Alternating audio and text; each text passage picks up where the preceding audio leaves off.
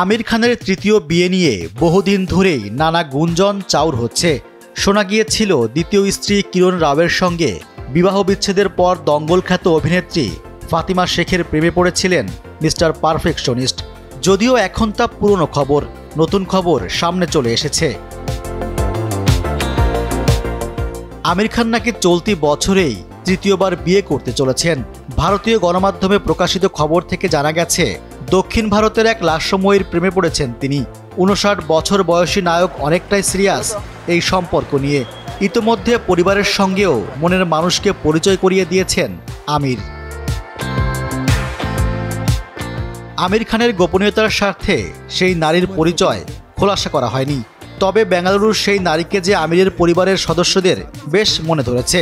অভিনেতার এক ঘনিষ্ঠ সূত্র বলেছেন, আমাদের উচিত তাদের গোপনীয়তাকে সম্মান করা এবং ব্যক্তিগত তথ্য প্রকাশ না করা। তবে আমির কিছুদিন আগেই সেই নারীকে তার পুরো পরিবারের সঙ্গে পরিচয় করিয়ে দিয়েছেন। খুব ভালো সময়ও কাটিয়েছেন তারা। এর আগে বিয়ের প্রসঙ্গে আমির খান বলেছিলেন, আমার বয়স এখন 59 বছর, তাও মনে হচ্ছে আমি আবার বিয়ে করব। এটা একটু সমস্যার, তবে আমার জীবনে অনেকগুলো সম্পর্ক রয়েছে। আমার পরিবার সন্তানদের সঙ্গে সম্পর্ক খুব ভালো। কাছের মানুষদের সঙ্গে থাকতে পেরে আমিও খুব খুশি।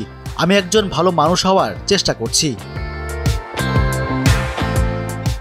আমির খান 1986 সালে প্রথম বিয়ে করেছিলেন রীনা দত্তকে। লাগান সিনেমার অন্যতম প্রযোজক ছিলেন তিনি।